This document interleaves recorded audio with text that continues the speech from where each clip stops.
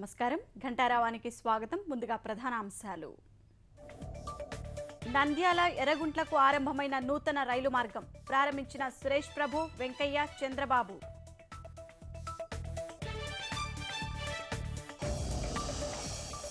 రాయలసీమ అభివృద్ధిలో రైలు మార్గం కీలక పాత్రన్న సీఎం.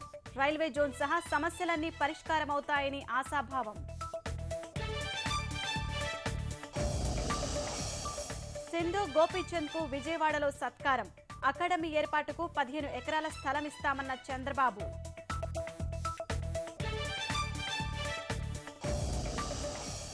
పుష్కరాలకు చివరి గంటల్లో పోటెత్తిన ఘాట్లు. ఘనంగా ముగించేందుకు విస్తృత ఏర్పాట్లు.